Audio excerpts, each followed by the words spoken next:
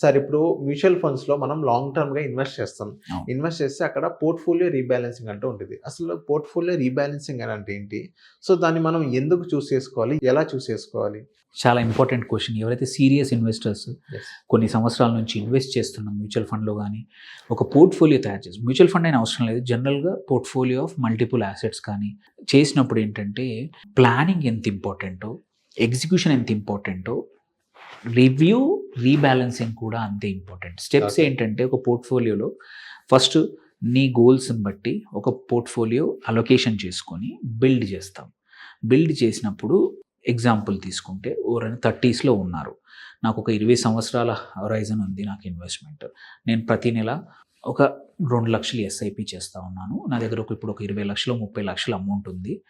By the time నేను 40కి వచ్చేంత వరకి నాకు రియల్ ఎస్టేట్‌కి ఇంత పోర్షను, ఈక్విటీకి ఇంత పోర్షను, డెట్ ఇంత పోర్షను, క్రిప్టో ఆర్ డైరెక్ట్ ఈక్విటీకి ఇంత పోర్షన్ అని మనం ఒక రూల్స్ అలొకేషన్ అనేది చేసుకుంటాం అన్నమాట. బేస్డ్ ఆన్ మన రిస్క్ ప్రొఫైల్, మన యాస్పిరేషన్స్, మన ఫైనాన్షియల్ గోల్స్ కానీ ఏమున్నాయో చూసుకొని ఆబ్జెక్టివ్స్ తీసుకొని దీనికి ప్రతి కేటగిరీకి ఇంత ఇంత ఇంత ఇంత అని.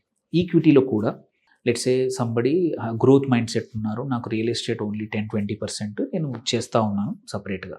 మిగిలిన అమౌంట్లో నాకు 50-60% ఈక్విటీ అనుకున్నాను. Just example. అందులో కూడా ఏంటంటే నేను కొంచెం కన్జర్వేటివ్ ఒక పెడుతున్న 100లో 60 పెడుతున్నాను ఈక్విటీలో. 60లో కూడా మేజర్గా అంటే 50% ఆఫ్ 60 అంటే 30 లార్జ్ క్యాప్లో పెడతాను. ఆర్ ఇంకా ఎక్కువ పెడతాను. కొంచెం మాత్రమే స్మాల్ మిడ్ క్యాప్ పెడతానని ఒక పోర్ట్ఫోలియో అలొకేషన్ చేసి ఉంటారు.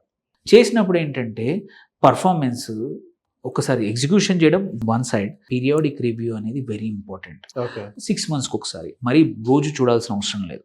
If your portfolio is longer term కోసం బిల్డ్ చేస్తే ప్రతిరోజు చూసుకోవాల్సిన అవసరం లేదు.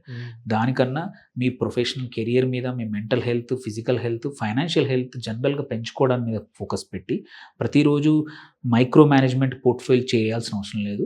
Long term portfolios can be looked at 3 మంత్స్కి ఒకసారి, 6 మంత్స్కి ఒకసారి చూస్తే చాలు. ఓకే. వెరీ వెరీ రేర్లీ ఏమంటే కోవిడ్ లాంటి ఈవెంట్లు జరిగితే తప్ప పోర్ట్ఫోలియోస్ లాంగ్ టర్మ్ వాటివి అసలు రోజు చెక్ చేసుకొని అనవసరంగా బాధపడడం. కొద్దిమంది ఏంటంటే రోజు పొద్దున్న లేవగానే యాప్ ఓపెన్ చేసి నాది ఎంత పెరిగింది, మళ్ళీ సాయంత్రం పడుకునే ముందు ఎంత అంతగా అవసరం లేదు. నీ వెల్త్ నువ్వు కరెక్ట్ ఫండ్స్లో correct fund manager or correct advisor ద్వారా నువ్వు కరెక్ట్ బిల్డ్ చేసేస్తే రోజు చేసుకోవాల్సిన అవసరం లేదు.